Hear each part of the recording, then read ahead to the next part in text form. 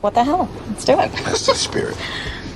To quote the great Joseph Campbell, he said, "It is by going down into the abyss where we recover the treasures of life. Where you stumble, there lies your treasure." To the ironic twist of the unknown. Bottoms up. Cheers. Cheers. Happy heresies and welcome to the desert of the real. Welcome everybody to Ayam Bite. It is so good to see you on this Freya day, on this Venus day, on this Friday. I hope you're writing your own gospel and living your own myth. I hope you're running with those searching for the truth and avoiding those who have found it. My name, as always, is Miguel Connor, and I am indeed your Pompatus of Gnosis, your psychopomp, and your madman across the waters. And yes, indeed, for those of you who are alive, as always, if you have any questions on this show, please super chat them. If you're watching the rebroadcast, I hope you are enjoying the questions. We have always a good audience there in the chat room.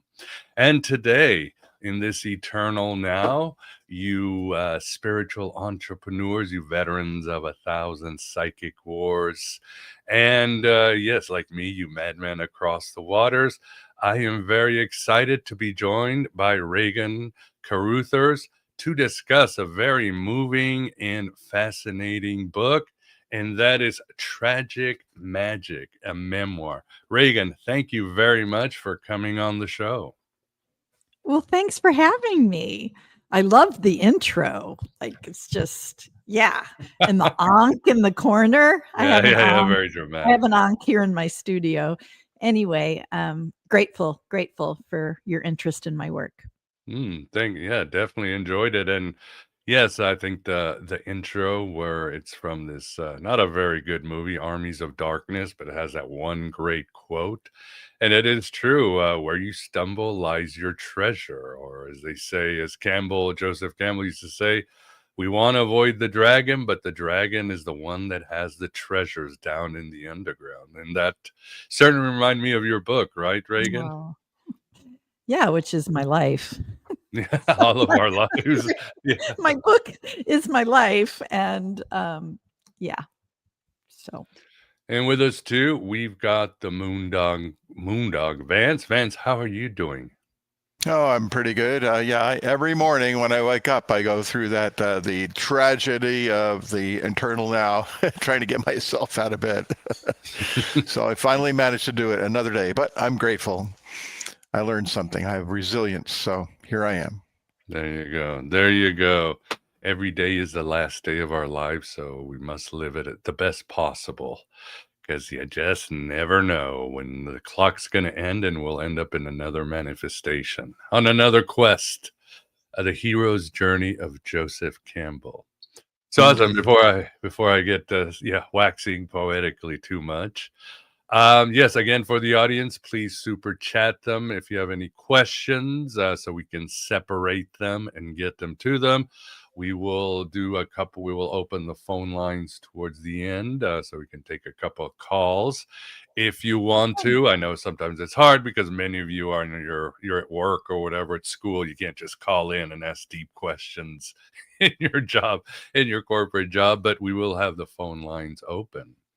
And that's really not much housekeeping. Great shows coming next week, including Arthur vs. Louise, who will share his amazing new book on spiritual alchemy and how it can help us navigate this brutal tech world. We will also have a show on angelic magic healing. So a lot of gnosis for those of you who want to navigate these strange times, this age of Hermes, these trickster days, and how everything seems out of whack as we change our eras. So, Regan, tell us a little bit about your book. I feel when I read your book, I think it starts with your mother, and a remarkable person, right? But also the font of so much magic, but also so much, tragic magic, right? Yeah. I mean, as I wrote that sentence about living with my mother, I wrote, growing up with her was tragic magic. And I was like, oh, I think that's the title of the book. Yeah, it does begin with her. She was my most impactful spiritual teacher. The access that she had, her just innate depth, and her inability to self-regulate what she was connected to. Yeah, witnessing that and informed the choices that I made later as I went to heal from what it meant to live with someone who diagnosed herself in 1961 as bipolar. They called it manic depressive back then, and that was before it was even in the clinical vernacular. She literally just grabbed it out of the air. Yeah, my dad had tricked her in going to a mental hospital in St. Louis, and she was surrounded by psychiatrists, and she looks at them and she goes, "You guys can't agree on a diagnosis, can you?" And she goes, "I'm a manic depressive." Anyway, yeah, I mean, if she met you today, she would know upon hello your essence, and she would also, without a filter, reflect back to you things that you might not really want to acknowledge. So, yeah, she was wonderful and did remarkable things. I mean, at the age of 16, being chosen by the Red Cross to represent the United States to post-war Europe in 1949, like, yikes. What devastation she witnessed, right? And being a leader at Northwestern, doing her postgraduate work at the Sorbonne. This is all in the 50s. As a woman that grew up in a small industrial town with a single mom and a rat-infested house. I mean, I don't even know, and she's not here, I don't know how any of that happened.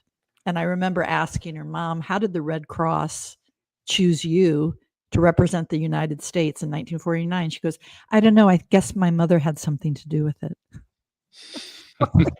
I don't have any insight, but yeah, the importance of spiritual practice, of being disciplined, because I have the same access she does.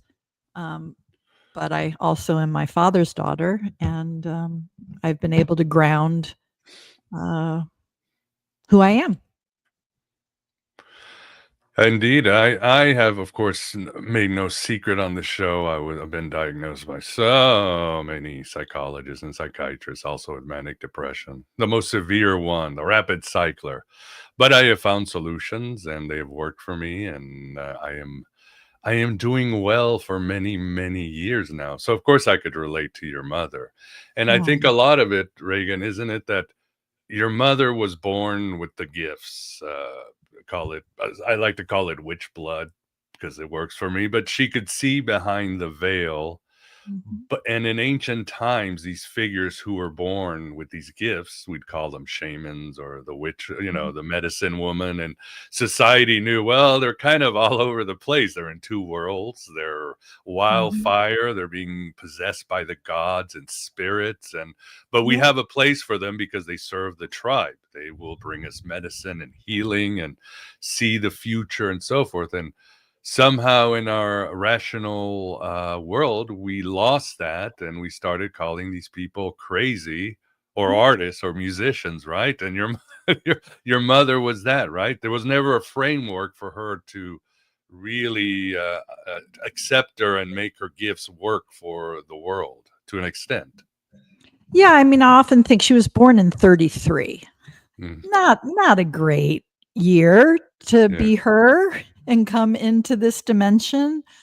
And I speak about this in the book where, to your point, in the shamanic world, particularly from the African point of view, people who are mentally ill, that's a spiritual emergency. They're connected to two different energies that they can't reconcile. And that was certainly true for her. I mean, I'd have parties in high school, and there would literally be a line down the hallway waiting to have one-on-one time with her. So she was still, she was a medicine woman without the Right. label. I mean, she was just labeled as eccentric and whatever, mentally ill. But I always used to tell her, Mom, what if you're the sane one? Yeah. Yeah. It's like Evelyn Underwood said, sanity consists in sharing the delusions of your neighbors.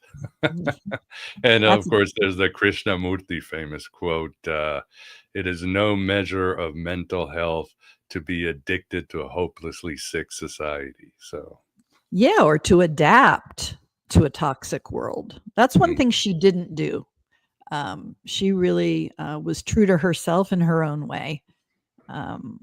So, yeah. But thank you for appreciating her. oh, She's yeah, pretty, yeah. she's pretty It's, remarkable, and she looked like a movie star. I mean, I think that's part of the reason why she dated the King of Jordan. He was like he loved beautiful American women. So, um, yeah.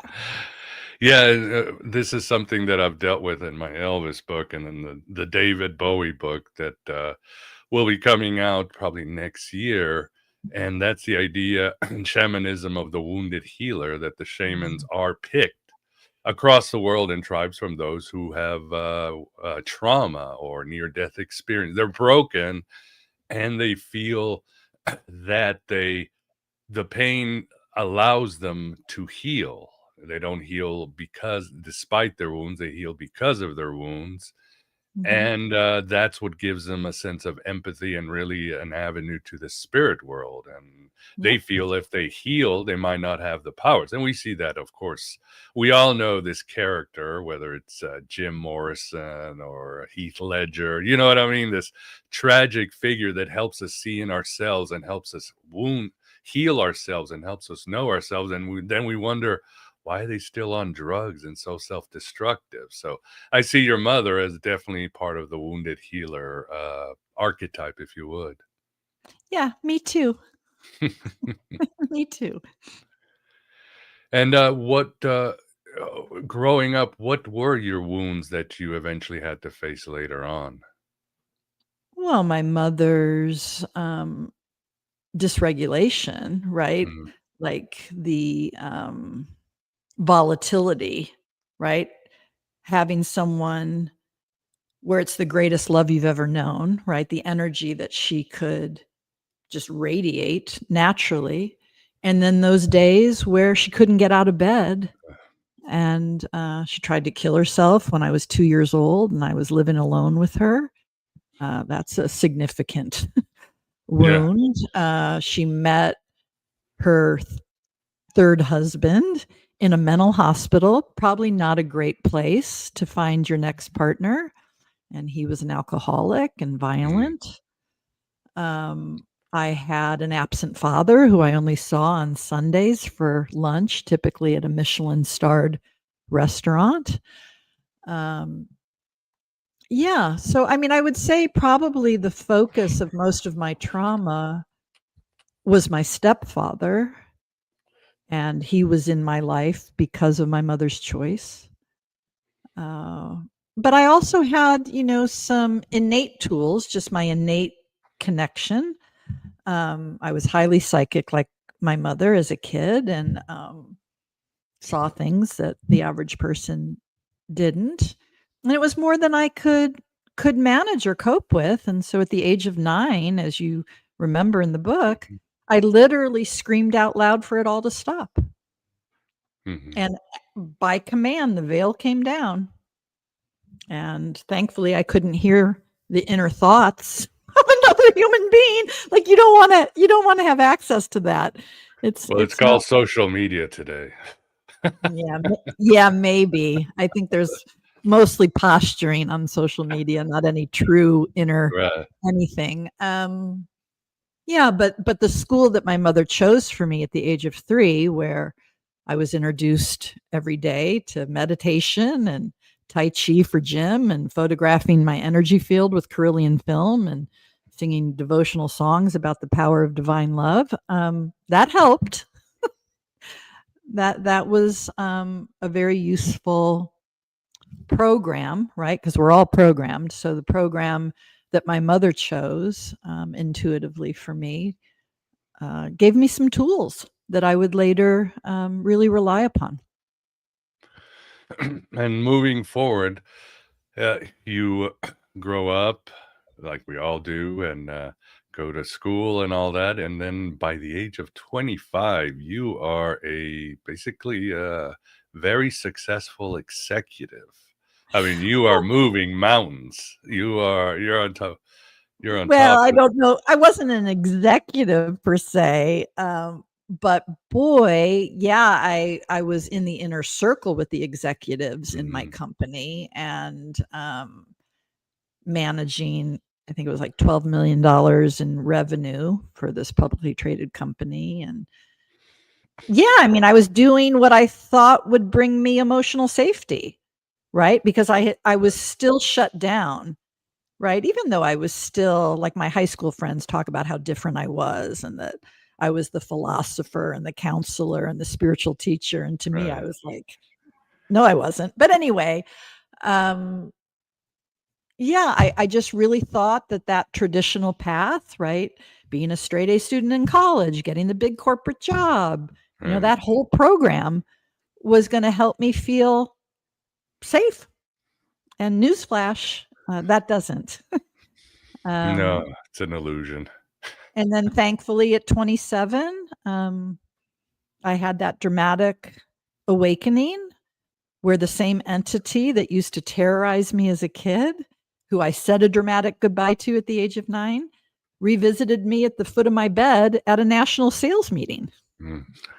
Kind of a funny place to have an awakening, but yeah, I just looked at him. I woke up in the middle of the night with terror in my heart. I knew someone was in my room and I opened my eyes. There he is. And I just looked at him and said, I'm not afraid of you.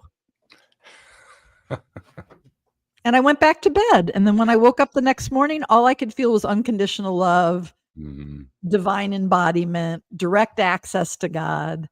And that lasted 3 years. So.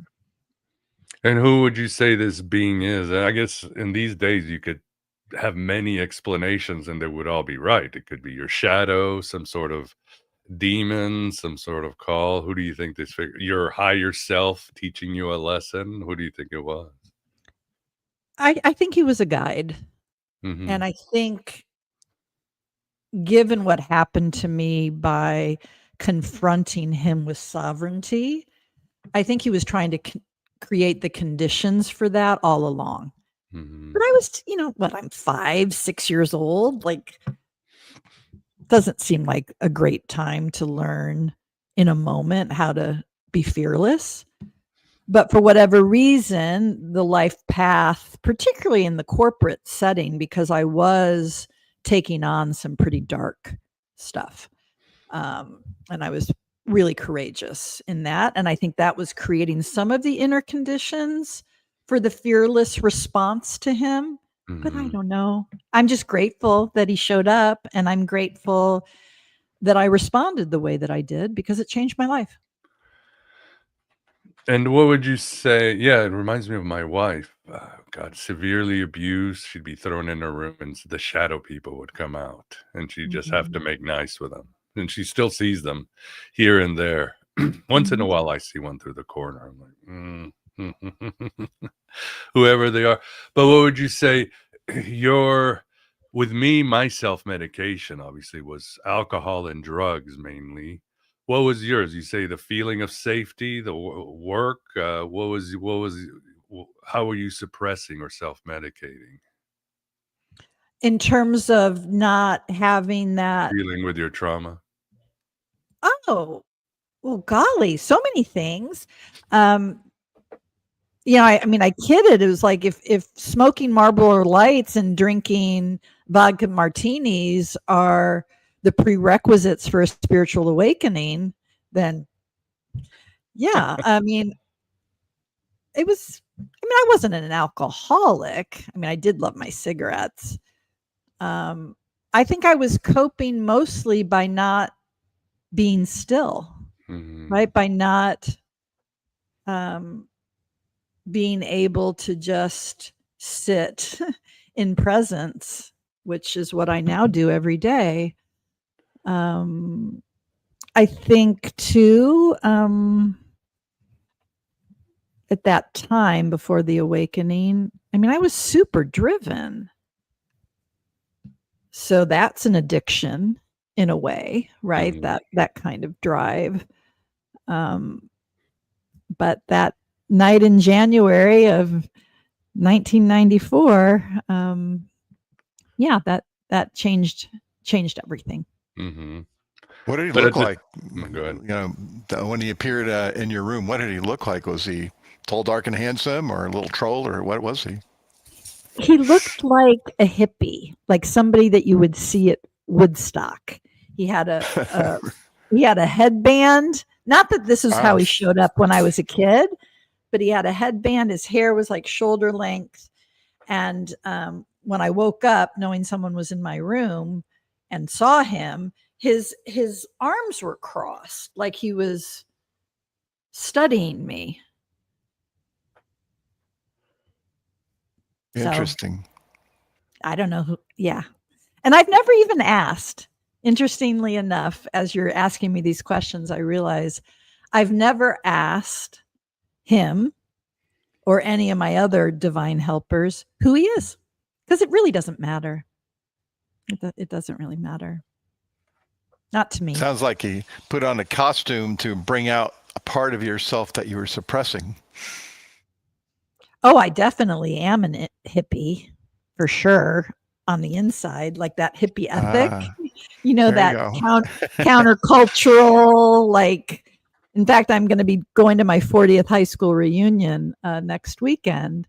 Hmm. And I get a lot of feedback from my peers about how different I was. I don't know. I didn't really think about it much back then, other than everything seemed absurd. like social norms, high school, like all of it just never. So I just did the bare minimum and couldn't wait to get out. Proverbial different drum. Yeah, for sure. At the same time, you did continue again in corporate America. Again, you were a Silicon Valley mover and shaker and all that. It's all What true. was that eventually led you to just leaving it all behind and really focusing on the spiritual endeavors full time? What was the process? Well, it was because I could finally, I mean, when I left Heart Math, because I was staff at Mhm. Heart Math, and Yeah. when my husband at the time announced we were running out of money, and what that meant was that I needed to do something about it, which is interesting. Anyway, yeah, so I returned to the academic publishing world at the beginning of that pivot, and that as content went from print to digital and educational technology became what it was, yeah, that was the world I was in because I had to. And then when I divorced my first husband as a single mother, living in one of the most expensive places to live in the world, yeah, that requires, a good amount of income. But when I had a new relationship, this began in 2012, and I can see him at the top of the driveway mowing the lawn. Anyway, I had a 3-hour one-way commute to San Francisco from Yeah, I where I read that. lived as a single mom, right? And the stress, the enormity of what I was responsible for, like Mark Andreessen is your funder. I mean, it was really intense. And I remember he came to visit one weekend. We had, started dating for a few months. And even though it was early, as I cried in his arms, he said, "Why don't you let me take care of you?" No one has ever said that to me in my life. And it took me 3 months to figure out what my answer was. And I said yes. So that significant change, right? That kind of unconditional support enabled me to return to myself fully, right? Not that I had completely abandoned myself. I mean, I was still meditating.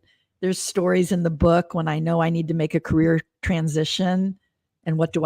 I connect to my heart and ask for divine guidance, Right. so it wasn't as if I had abandoned all of it, but I frankly just didn't have the time, or so I thought, to be as devoted as I can be now, and to live my life as an act of service, which I'm able to do.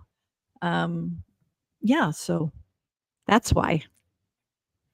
Beautifully said. And when people come to you, we've used the word trauma a lot. What clients come to you and so forth, what do you tell them is trauma? Because again, that's one of those words like enlightenment and so many, it kind of gets, I don't know, abused, Oh, I went to the movies. It was so bad. And I'm traumatized. Oh my God, my friend just wouldn't stop talking about this person. I am traumatized. So we use that word, but what do you tell your clients, people you work with, what is exactly trauma?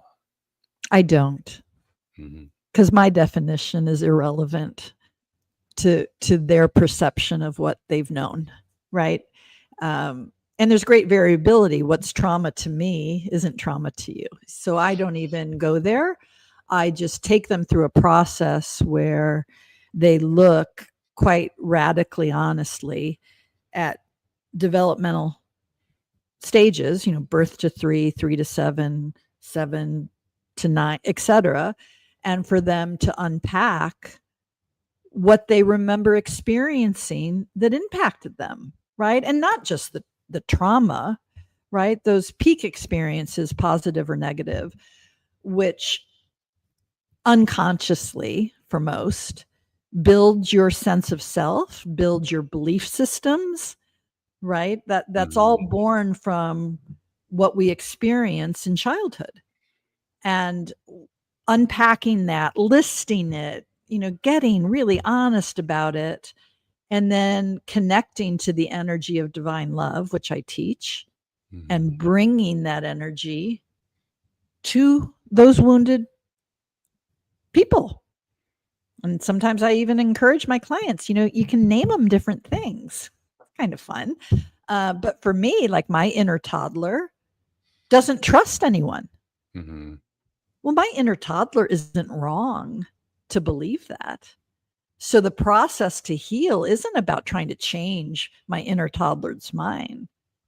But the key to healing that part of me is to bring the love, the energy of love, the energy of that kind of emotional safety to her, and just sit with her, radiate that to her, and say, you know what? I'm going to keep visiting. And I'm not here to convince you of anything. I'm just here to love you. Mm-hmm. And the more you do that, the more you connect to the energy of love, right? That rewires the brain. It changes you biochemically. It changes you energetically. I mean, it might sound contrived, but love is frankly the key to all of it. I do, yeah, I understand because I do remember as a child, again, my mother had similar to your mother, and I remember like a day I was worried about. We had a kitten that was so sick, and I'm 6 years old, and I went to my mother's like, "Is the kitten okay?" Okay, and she turned around, just coldly said, "He's dead," and then turned around and went back to the kitchen cooking. And I was crushed. So, of course, I didn't know then that she was going through a really bad low. She was struggling, like you said, those days she couldn't have it together. But in my mind, I was like, oh my God, that's how you deal with death or emergencies. You disconnect, you get stoic, and you just go cold. So through my life, of course, I started doing that. Whenever there's a crisis, I would just shut down and get very cold because that's how my mother taught me that's how you dealt with it. But of course, like you said, you go back, you start seeing the bigger picture, you start interacting with the spirits, and you realize, oh, poor woman was struggling in a time when she didn't have anything, she didn't have options. So that's what she did. He's dead. She couldn't deal with me at the time. So, of course, when I did that, that's when I was like, oh, I don't have to be an ice block during funerals and other times. I can actually be kind and warm. So that's basically what you do with clients, kind of like, let's look at the big picture. Let's look at the veils and what's behind everything. Yeah, that's definitely how we begin, but my aim in working with people, whether they're coming to my yoga classes or to workshops I give or whatever, is for people to understand the vital importance of a disciplined spiritual practice. Mm. Because in the absence of that, you're just, that to me is the point of being a human, is can you consciously embody the love of God in your daily life? Mm-hmm. And to try to do that in the absence of a practice, that's impossible. So meditation, breath work, prayer, these to me are the building blocks of what it means to be human. Definitely. And do you tailor your practices depending on the client, or do you have like a set of practices for this to really connect? No, nothing's pre-baked. Mm-hmm. And a lot of what I do is intuitive. Like for whatever reason, I can just tune in and help people accelerate their healing because I can sense what it is. Mm-hmm. Makes sense. Vince, what do you think? Do you have any questions or remarks for Regan? Yeah. Do you get little revelations all the time? Based on your the baseline of your practice, spiritual practice. Do things come to you? How does that work? We call it gnosis, right? In our little circle here. But Yeah. how does that work for you? Every day. Every day in meditation and prayer, I receive information. I receive insights. I get directives. And I know just from direct experience what the voice of divine guidance sounds like, what the felt sense of it is. And I know that it is in my best interest to do as it says. Yeah, and it's quick. I get, there's not a day, frankly, that I live that I'm not told something. It's just How about dark voices? Do you ever hear dark voices that you have to shoo away? Nope. I dealt with that, not voices, actual entities, like seeing them post awakening for about 2 years. I was terrorized at night. Wow. And how? Being taken out of my body against my will. That was probably the most terrifying. And what I learned in that process, and it's very much reflective of that awakening moment, was, and again, there was no handbook. I didn't have a teacher around any of this. In fact, most spiritual teachers act as if this doesn't happen. I mean, thankfully, someone like Joseph Campbell speaks a lot about the hero's journey and what that truly means. But for me, what I learned in that process of being taken out of my body, of literally waking up from a sleep, opening my eyes, and I'm surrounded by demonic forces. What I learned, just through trial and error, I guess, or instinct, was that if I could love them, that was the key. And once I was able to be sovereign, to have no fear, and to choose to radiate love to these entities, the moment I did that, they disappeared. And almost they reminds me of like alien abductions and so forth, Well, yeah. I mean, when I was taken out of my body and I could witness my body in bed, right? And some nights I would have to really just garnish all the will I had to get back in there. And then once I loved them and they stopped visiting, I learned how to leave my body. And again, just by my own inner teacher, right? Learned how to leave my body and return at will. And it wasn't scary then. And then once I did that, then I don't need to do it again. I did that a few times and I was like, wow, that's fascinating. And what it taught me was really two things, that direct experience. One, that I was eternal, right? That I'm not my body. If I can leave my body and return to my body, I'm clearly not that. So there's no reason to fear the death of the thing because it isn't who I am. And understanding through that awakening moment what divine love, what the energy of God feels like.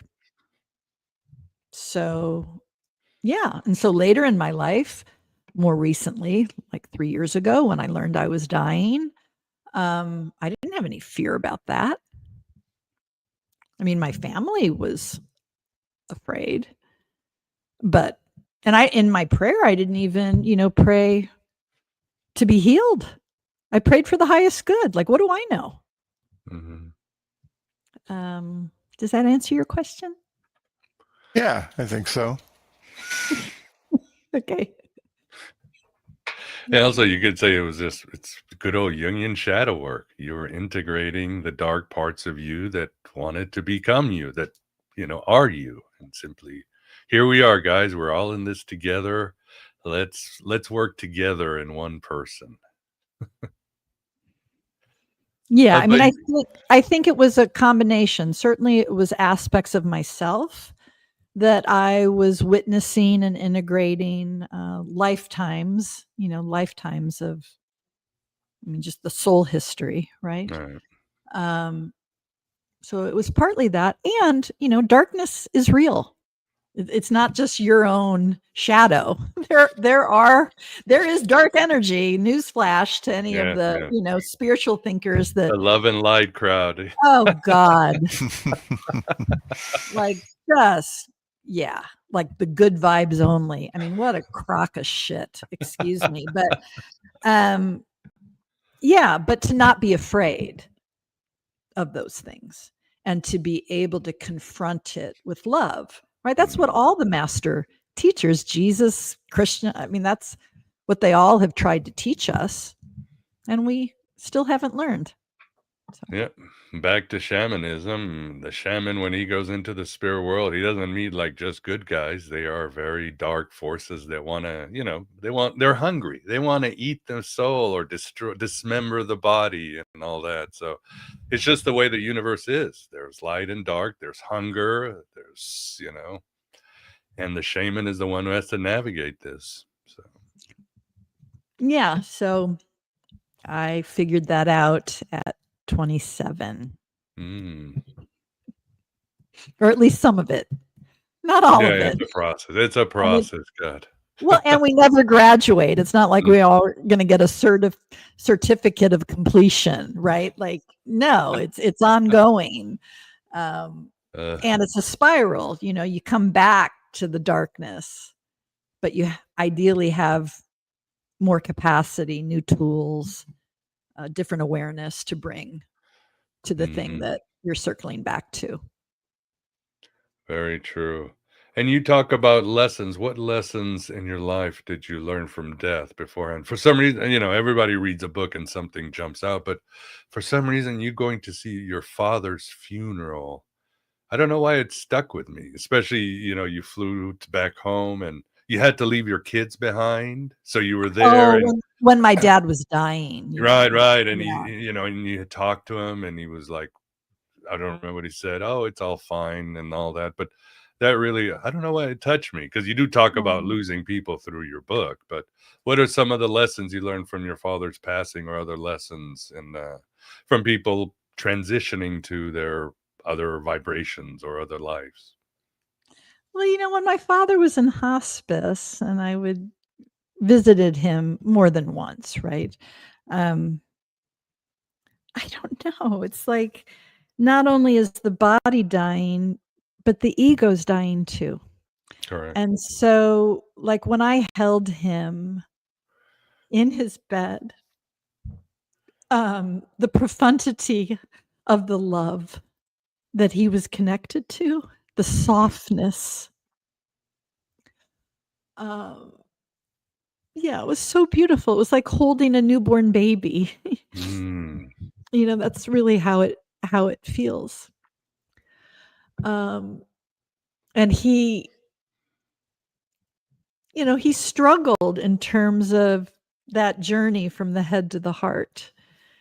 And I counsel people now, like, the one thing you're guaranteed to experience is your own death. And Mm. yet it's the one thing that most people are so afraid of and completely unprepared for. And how dumb is that, right? So, I did all that I could to help my father in that journey, right, from head to heart. And I don't know, just the quality of love that we had for each other, the level of unconditionality about it, which was, first modeled by me, right, in Mm. my choices to love him and forgive him. And then, after he died, gosh, how many years later, at least 15, when I learned from praying to my ancestors all about the trauma that he had known as a little boy and all of the Ah, secrets, and what a triumph of a man. What a triumph of a man to have a mother who orders a hit on your father, gets, arrested for conspiracy to commit yeah, murder, and you're 2 years old on the run with a nurse who your gangster father has hired. I mean, good God. I know.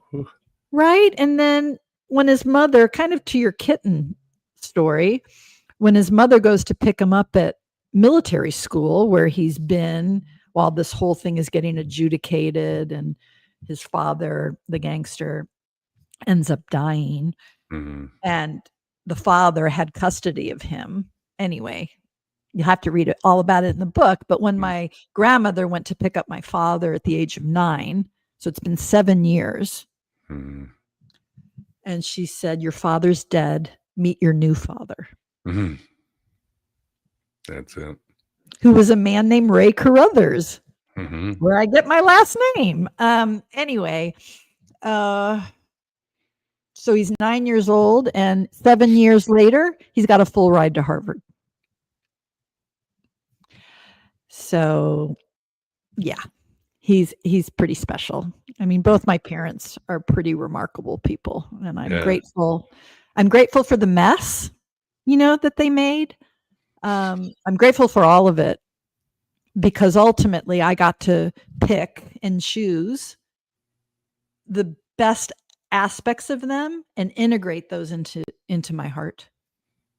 And given, the profundity of who they were, what they experienced, what they accomplished, their humanity. I mean, even in my father's funeral, where all these legal elites are coming to praise him.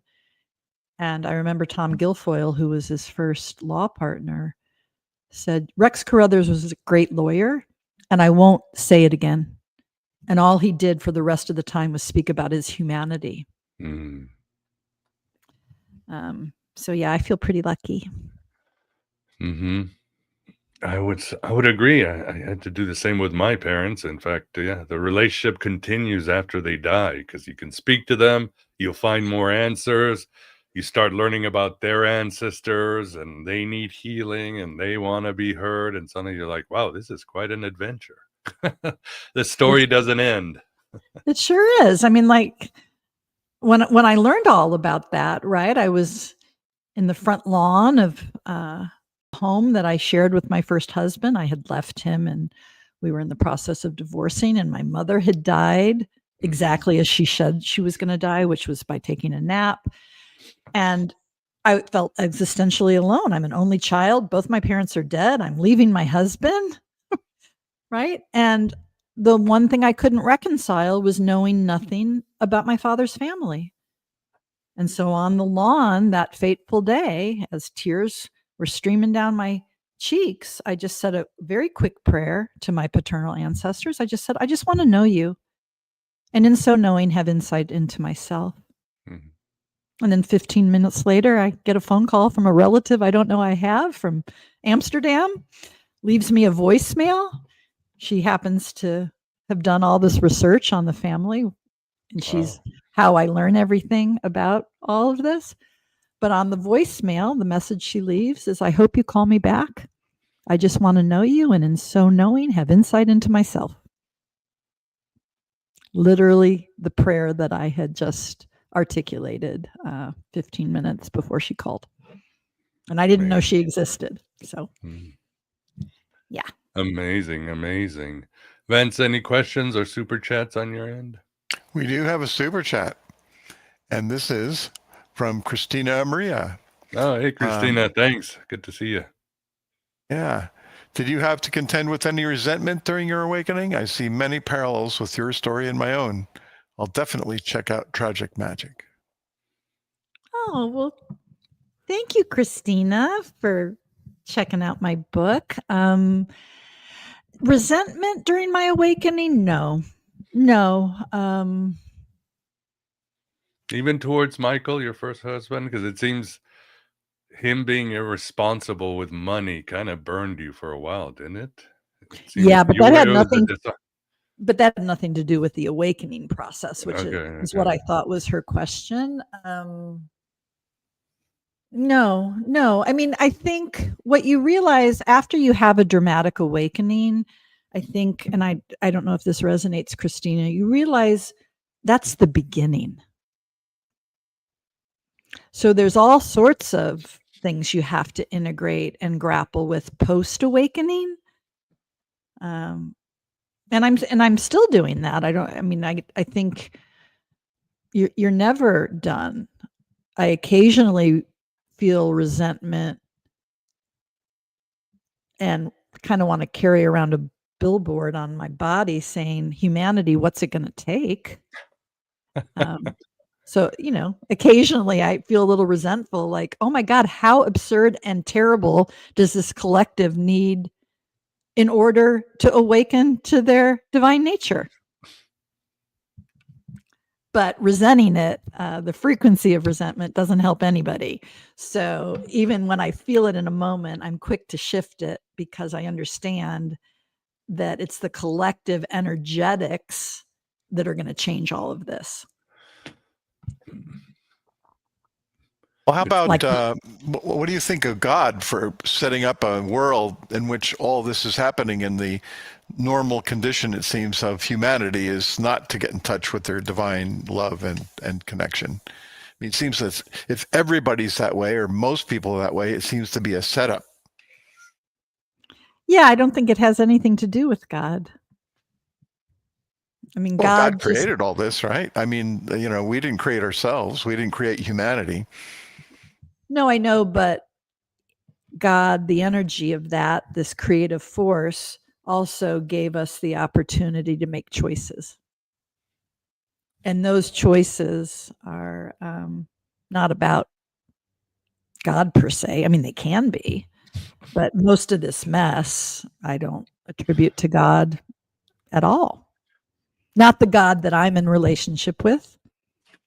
I think the vengeful God of the Old Testament, and the God that would require a blood sacrifice of a man named Yeshua, I don't think that's God at all. I think that is more the devil than it is God. We call him the demiurge. Yeah, that's absolutely who it is. Absolutely. Exactly. Yeah, and as far as resentment, there's that famous saying in AA, Alcoholics Anonymous, resentment is the poison you take to punish others. I hate that, but it's true. And it's a number one killer for alcoholics. That's what gets people to relapse. They have a resentment towards their spouse or job or some relative 20 years ago, and they can't handle it, and they go, just collapse. Like you said, Regan, if you let you gotta love the darkness or it will consume you. Yeah, absolutely. Absolutely. And understand, any of those, it's temporary.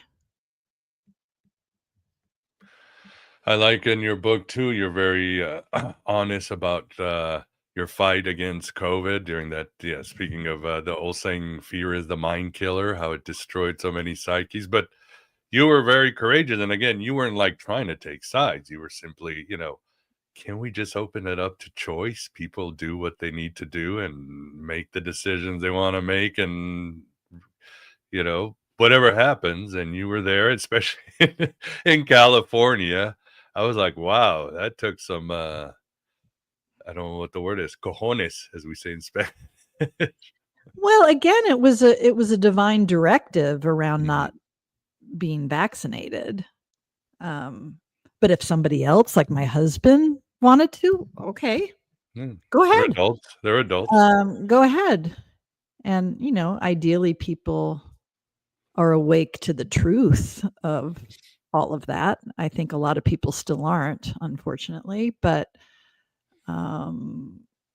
yeah, for me, and it was also the beginning of the end of my relationship with Santa Cruz, California, because this community that like believes it's so spiritual and awake, and what a crock of, anyway, it's Yeah, like, the no, you community who hated Monsanto and pharmaceutical, you know what I mean? The hippies who were against it suddenly were like, they were made a the first 180 to sign degrees. up. They were the first to sign up and rage at you if you didn't have your mask on or follow the arrows in the grocery store. In terms, That's I my mean, it was just favorite. like, are you kidding me? Like, you think walking a certain direction is going to prevent you from getting a virus? Like, make that make sense. Walk like an Egyptian, maybe better. Like the Yeah, and it Bengals was like, say. well, and in my, as a student long ago, not being able to really understand Nazi Germany and how people could, just go along with things. And COVID taught me, wow, you create the perception of a deadly something, and the fear that people have of their own sickness and death will get them to do extraordinary things. So, yeah, I mean, it'll be interesting to see when they create the next whatever, how the collective will respond. Hopefully, we've learned something, but I'm not sure. Yeah, I think there's Because it's another not like they're surge. going to come at us again with another virus. It'll be some other thing. No, yeah, it'll be No, we something. got the same one. Yeah, California is now being threatened with the Stratus version of the COVID now. I think there's sure. another surge because there's been some bad Yeah. flus this summer, late summer. So I know, but that's just life, right? These things come in waves. Well, Now no, we're it was a sensitized. it was a bioweapon. It was a Oh yeah, Department I of agree. I Defense agree. Came thing. out of a lab. Yeah. But it's out. It's here. Yeah. So, but again, if you're not afraid of death because you understand you're eternal, you're probably less likely to wear a mask or follow arrows in a grocery store or take a, injection. So, Yeah, here we are. Oh, well, we'll see what they have next. Again, as we say, the Archon's always got something planned, something. There's a bag of tricks. So, well, let's see what's next. But I'm glad more people are aware, or at least take a look at things before they turn into, let's just, what do they say? Safety over fear, which it's dangerous. It's dangerous. So I understand we all want to be safe, but life without freedom, we can't develop or evolve. Simple as that. that's right. That's right. As we get to the end, I have your website in on the show notes, whether it's the video or the podcast. But tell individuals how contacting you, what can they expect, what it is to reach out and work with Regan. Oh, sure. So on my website, you'll see me describing what the inner life coaching is. And so if people want to, if they're just curious, they can set up a discovery call that's complimentary. and they, tell me their goals. I tell them how I approach it from a high level. And if there's resonance, we begin. I also have, videos that I try to do each week on Instagram and Facebook, so they can find me there. And I recently, 3 days ago, have begun offering essays on Substack, because what I'm finding in the traditional social world, it's so toxic and it's so noisy. Mhm. And what I embody, what I try to offer, requires a more sacred container. And I just felt like writing, communicating the depth of what I understand through the written word on Substack. That was a God directive as of 3 days ago. So people can find me there. It's free to subscribe to my Substack. It's Regan Caruthers 1. Yeah. And Wonderful. my Check it book. out. Yeah, my book, Tragic Magic, it's on Amazon and Barnes and Noble. Isn't it a pretty cover? I love it. Pretty? Yeah. And it's, it's my act of service to write my story, right? I'd already processed my life. I'd already created the meaning that I needed for myself about it all. But by sharing it, I hope it inspires people, for them to keep going and to understand that this inner alchemy, this force, this benevolent, incredibly loving force, is available to them and can help them heal. All they have to do is work to create the inner conditions for that relationship. So that's what I try to share. Great. Vance, any last question or remarks on your end? Not at this time. I think you're doing some great work, and I hope a lot of people, can gain, their spiritual value from your story. Oh, thank you. Me too. Awesome. Well, this has been a great conversation, but we are at the end. First, Vance, thanks for keeping us company on this journey. You bet. Glad to be here. Thank you, guys. It was wonderful to talk with you. Yes, Regan, we really enjoyed it. Again, for the audience, check out, it's upside down. For those of you on video, it was upside down and no longer is. It's Tragic Magic by Regan Caruthers. And check out our website, and don't let your trauma, definitely address your trauma. We all got it. Maybe it's past life, but we all have it. It wants to be addressed, and that's the treasure the dragon holds, which will make our lives very rich. So, Regan, really appreciate you coming and sharing your gnosis, as we say, and your time and everything you've done. Oh, thanks. All right. Be well. If you're ever out in God's country in Missouri, come see me. Yeah, I'm only about 4 hours away. Maybe on my way next time to Memphis. We can grab a coffee on the way there. Meet me in St. Louis, huh? Yeah, exactly. Or come do some yoga at my center. It's just at my house. So awesome. Sounds like a plan. All right, for the rest of the audience, really appreciate you guys being here. You guys always have good remarks, good questions, and I hope you found something rewarding, and I hope you have a good rest or a good weekend. And that's it for everybody. Thank you. Thanks for being here. Thanks for being yourself here in the desert of the real. Take care, everybody.